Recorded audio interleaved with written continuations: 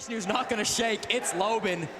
They've been so good in this positioning, always maneuvering their players in spots where they can get the cutoff. Lobin, never do they know where he's at. He's being able to use this nook to sneak into spots where BDS don't seem to expect the player. He's cleaning up kills all because of that. The reaction time as well to be able to stop Shaiko as he goes for that jump out. Yeah, he took down one, but they immediately traded that one back, and then Lobin had the impact late. Everybody came together on W7M to collapse around the bomb site at the end there. Two really great plays. Number one, they took control of White Stairs.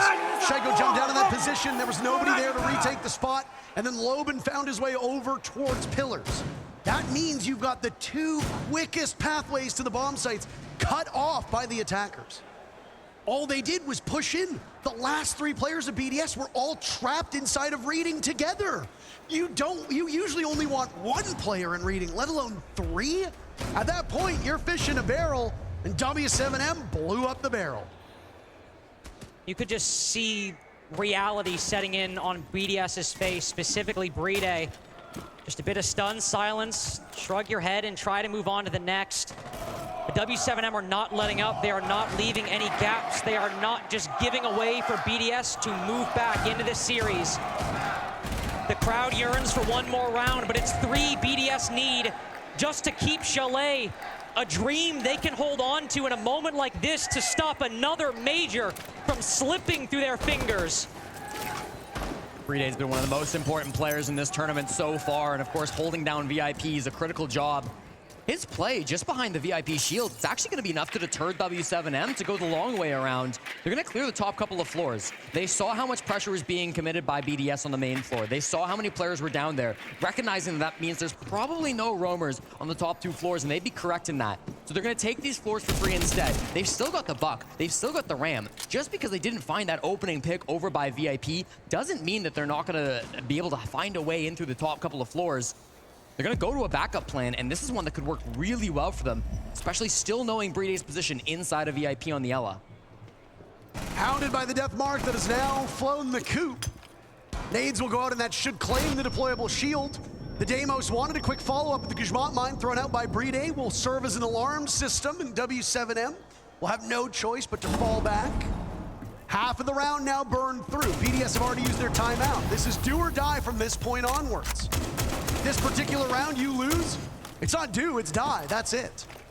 You've got no more chances. You've got no more backup plans. One round slips, and you are 0-2 in major grand finals, back-to-back, and W7M get their vengeance. A minute remaining, but the top floor has been gone for a lot longer than that. Look at how much utility they're clearing with how much time they have left. They've already got the VIP shield. They're already clearing out the Vulcan packs. W7 are basically accomplishing everything they want well ahead of schedule. You've allowed W7M to settle in at this point. You have to hope and pray, if you're a fan of BDS, that the anchor players and those holding down the avenues to the bomb site are well positioned. Because right now, as it stands, this will be a freezer drop. With the Osa holding on to those shields to try and grant an opening for the diffuser to go down. The freezer drop comes in. Dot's absorbing an awful lot of damage. He'll set things up, and he'll have to pull out a goo mine before the job of getting the case down can be done. Lobin defending against it. The first domino for BDS. EFAT dies. Brede goes as well. BDS have lost Shaiko and use this. BDS are finding out the hard way right now that when you mess with the balls, you get the horns. Same organization, different roster, same results. W7M, major champions. Even for those from Brazil, revenge is a dish best served cold. They drop through freezer, they're here in Montreal, and they get the job done. This org, the history that's behind them, and now with a brand new set of players, they accomplish one of the same feats that their old team did.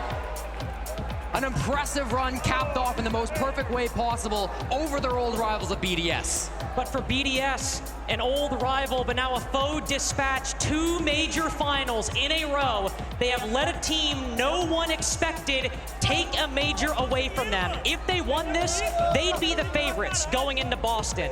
They'd be the team to beat. Now, they've not earned that title. that legacy we were basically creating for them before it even happened has failed to be grasped 2 times now. If you wanted to be the favorites, you aren't anymore. We were talking about the legacy of this organization when it was a different set of players, and we thought the legacy was on the shoulders of that roster. But there's just something about that logo, something about the name that, well, it's enough. And they keep winning. They might have missed Manchester, but they make it to Montreal, and make no mistake about it, W7M was the best team here in Montreal. 3 events, 3 different winners. I am excited to see what SI brings for us. We're in for a good time in Boston, I'll tell you that right now, Parker. BDS, they've been to every finals, but it doesn't mean that they're gonna be an easy run in Boston. They've been looking at this trophy all weekend, and now it's rightfully theirs. Folks, W7M are your champions. Ian, let's hear from you and the winners. My word, it was dubbed The Last Dance, but the beat goes on. Are you ready to raise your trophy? Ladies and gentlemen, your Blast R6 Montreal Major Champions is W7M!